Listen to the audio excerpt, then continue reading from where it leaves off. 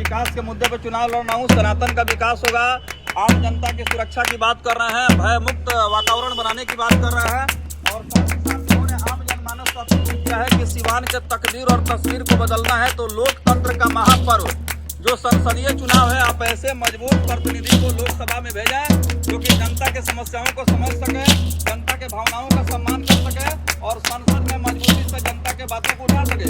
लेकिन अभी तक सिवान में जनमानस ने देख लिया है कि यहाँ बहुत सारे लोकसभा के प्रतिनिधि हुए हैं, सबके कार्यकाल को जनता ने मूल्यांकन किया है, लेकिन इनका कहना है कि मेरा मुद्दा सनातन का विकास, जनमानस की सुरक्षा और साथ ही साथ सिवान का चौमुखी विकास। धन्यवाद सर।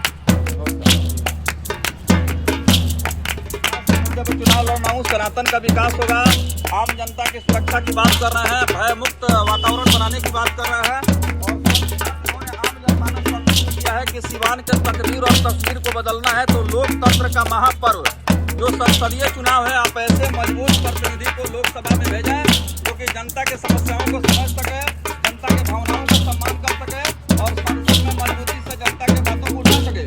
लेकिन अभी तक सिवान में जनमानस ने देख लिया है कि यहाँ बहुत सारे लोकसभा के प्रतिनिधि हुए हैं, सबके कार्यकाल को जनता ने मूल्यांकन किया है, लेकिन इनका कहना है कि मेरा मुद्दा सनातन का विकास, जनमानस की सुरक्षा और साथ ही साथ सिवान का चौमुखी विकास। धन्यवाद सर। नमस्कार, आप देख रहे हैं बिहार संदेश न्यूज। सिवान संसदीय क्षेत्र के विकास का सपना दिखाने वाले बहुत सारे उम्मीदवार चुनाव के मैदान में हैं, लेकिन एक ऐसे प्रत्याशी जो सनातन धर्म का झंडा और पताका लेकर के लगातार जनता के बीच जा रहे थे। कई जगह आपने कार्यक्रम भी देखा था जब भगवान श्री राम का अयोध्या में मंदिर निर्माण को लेकर के प्राण प्रतिष्ठा कार्यक्रम चल रहा था, उसके उपलक्ष्य में भी इन्होंने सनातन धर्म का एक बहुत बड़ा अनुष्ठान का आयोजन किया था और साथ ही साथ सनातन धर्म का विकास कैसे हो, सनातन धर्म की रक्षा कैसे हो, इसको लेकर के पुरजोर मुहिम भी चलाते रहे हैं। आप नाम समझ लिए होंगे, हमारे बिहार संदेश न्यूज के स्क्रीन पर साफ तौर पर देख रहे हैं प्रमोद कुमार मल जी। आइए इनसे बात करेंगे कि प्रमोद कुमार मल जनमानस के बीच पहुंच रहे हैं और लगातार आशीर्वाद ले रहे हैं, चरण स्पर्श कर रहे हैं और सिवान के विकास को लेकर के लोगों से अपना बात रख रहे हैं। सर क्या कहेंगे, सनातनी के रूप में आपका एक मजबूत जो है चेहरा है। नमस्कार, धन्यवाद सर। आपके माध्यम से सिवान वासियों को उज्जवल भविष्य की मैं कामना करता हूँ।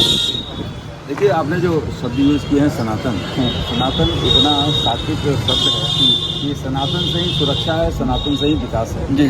तो सनातन तो हमारे जीवन जीने का आधार है और साथ ही मैंने कहा सुरक्षा तो अपराधियों पे लगाम लगाने का काम भी सनातन करता है और विकास की गंगा बहाने का काम भी सनातन ही करेगा। ये क्षेत्र वर्षों से उपेक्षित है।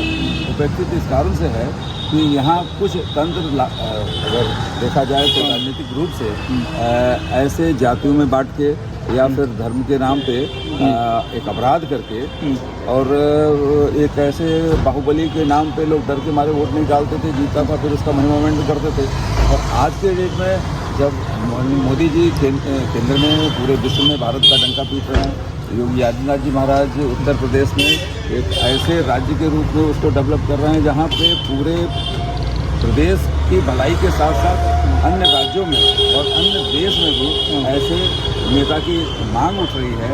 तो 7 साल में जब ये उत्तर प्रदेश बिहार में उत्तर प्रदेश एक अच्छी ऊंचाई की ओर बढ़ रहा है तो बिहार क्यों पिछड़ रहे हैं? क्योंकि 7 वर्ष पूर्व जब उत्तर प्रदेश और बिहार की स्थिति एक जैसी थी, दोनों जगह एक जातिवाद के नाम पे लोग अपराधियों को चुनते थे और वहाँ पे विकास की कोई सोच भी नहीं सकता था। लेकिन इन 7 वर्षों में उत्तर प्रदेश में एक नई किरण वहाँ पे जगी है और उत्तर प्रदेश राष्ट्रीय नहीं अंतर्राष्ट्रीय पटल पे भी एक सम्मान की दृष्टि से देखा जाने लगा। बिहार को भी आगे बढ़ना चाहिए। जी, सिवान में सर लंबे समय से ये इंतजार हो रहा था कि 5 वर्ष का जो कार्यकाल सांसद का पूरा होगा तो देखा जाएगा कि इस बार जो है एक अच्छे उम्मीदवार को मौका मिले, लेकिन बहुत देर के बाद एक ऐसे उम्मीदवार का एनडीए ने अनाउंसमेंट किया, उसके बाद इस तरह की चर्चा जो है तेज होने लगी। ऐसे में आप जो है लगातार क्षेत्र में घूम रहे थे और कह रहे थे कि सिवान का तकदीर बदलेंगे, तस्वीर बदलेंगे और एनडीए की तरफ से मुझे जरूर मौका मिलेगा। और भाजपा की बात करें या प्रधानमंत्री मोदी के कार्यों का भी आप जम कर चर्चा कर रहे थे, क्या कारण रहा कि इस तरह का आनन फानन में फैसला लेना पड़ा एनडीए को? देखिए, किसी भी पार्टी के विषय में मुझे नहीं मालूम। मैं अपना एक राष्ट्रवादी अभियान में एक समर्पित कार्यकर्ता के रूप में कार्य कर रहा हूँ। और कार्यकर्ता मैं जनता के अभियान का वो कार्यकर्ता हूँ जो जनता जो राष्ट्रवादी अभियान में है। माननीय मोदी जी का मैंने कहा कि पूरे विश्व में भारत का वो डंका पीट रहे हैं, भारत को नई ऊंचाई पे उठा रहे हैं। लेकिन हमें राम का नाम तो चाहिए, लेकिन राम के साथ राम का काम नहीं चाहिए। तो राम के काम के लिए मैं यहाँ पे हूँ। अब क्षेत्र की जनता से, अब ठीक है पार्टी किसको टिकट देती है वैसे पार्टी का है, लेकिन जनता क्या चाहती है मैं उनसे एक जानकारी ले रहा हूँ। जो जनता का निर्णय होगा वैसा। जी, आप साफ तौर पर देख रहे हैं प्रमोद कुमार मल, जो कि हमारे बिहार संदेश न्यूज के फेसबुक पेज पर इस समय जो है मुखातिब हैं, और इस समय साक्षात रूप से उनके बातों को आप सुन रहे हैं, देख रहे हैं। प्रमोद कुमार मल की बात करें तो इन्होंने एक अभियान चलाया था जिसमें हम लोगों ने उस कार्यक्रम का कवरेज भी किया था। सर, एक सामाजिक सेवा अभियान आप किए थे। यहाँ पे हम लोगों ने कई मुद्दे पे, क्योंकि हमारी सामाजिक क्षेत्र में कार्य करने का 22 वर्षों से हम लोग यही कर रहे हैं। अभी 8, 9, 10 और 11 अक्टूबर में लोकनायक जयप्रकाश नारायण जी के पुण्यतिथि से जयंती तक हम लोगों ने 4 दिन का सेमिनार किया था, 3 दिन सिवान में और 1 दिन पटना में। उसके बाद डॉक्टर राजेंद्र प्रसाद जी, जिनकी जन्मदिन को लोग खानापूर्ति के रूप में पूरा कर देते थे, 3 दिसंबर को हम लोगों ने एक भव्य सांस्कृतिक कार्यक्रम के साथ में, एक भव्य शोभा यात्रा के साथ में जनजागरण हेतु किया। देखिए, यह क्षेत्र डॉक्टर राजेंद्र बाबू का क्षेत्र है।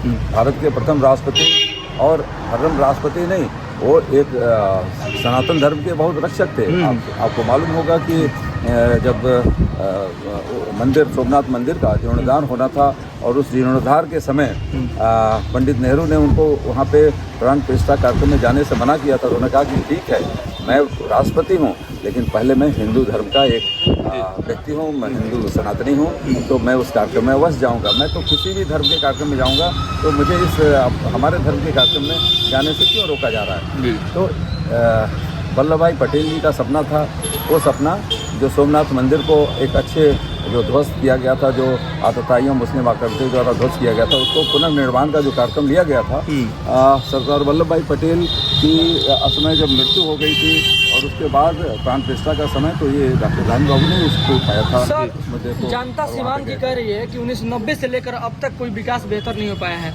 तो मुद्दा क्या रहेगा? सबसे बड़ा मुद्दा क्या है आपके पास कि चुनाव मैदान में आप उतर रहे हैं, लेकिन जनता आपको समर्थन करने का प्रयास कर रही है? सिवान में जिसके दक्षिण पे साक्षात सरयू जी 5 पाँव पखाड़ती हों, जिसके सीने पे राम जानकी मार्ग का एक जनेऊ धारण किया हो सिवान, जिसके माथे पे डॉक्टर राजेंद्र बाबू का तिलक लगा हो, तो सिवान कैसे पिछड़ा रह सकता है, ये सोचने का विषय है। ये गंभीर रूप से ये पिछड़ा कैसे रह सकता है? इस क्षेत्र के लोग बाहर कमाने जाते हैं और बाहर के जो फॉरेन करेंसी ले आके यहाँ भर रहे हैं, और बैंक में बहुत अच्छा बाहर की करेंसी। ये क्षेत्र आखिर कहीं ना कहीं संयोजन का अभाव है। सबसे बड़ी बात तो मैंने कही कि एक जनप्रतिनिधि का दायित्व तो क्या होता है।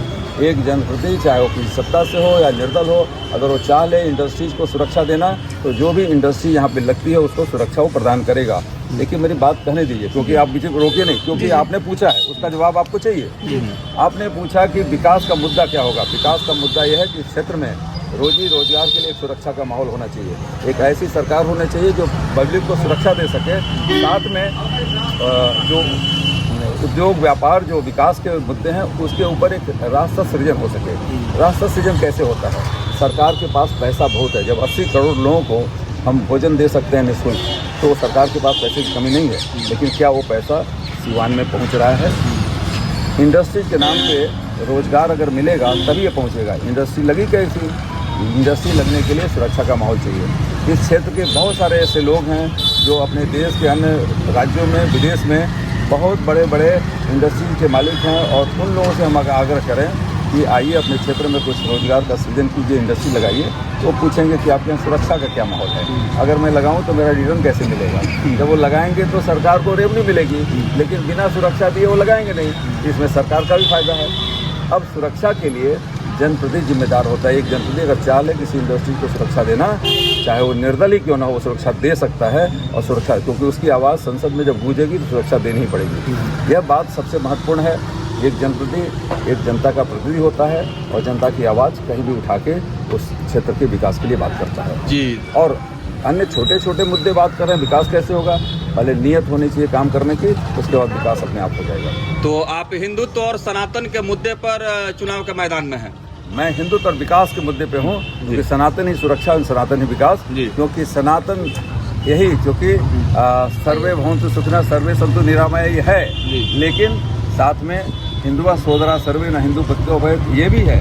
लेकिन साथ में ये भी है कि जब आदमी अपने जीवन जिएगा, क्योंकि भगवान राम के चरित्र को आप समझिए, भगवान राम के चरित्र को आप समझेंगे तो इसका उत्तर आपको मिल जाएगा, क्योंकि सबका सम्मान होना चाहिए, सबका विकास होना चाहिए। जैसे राम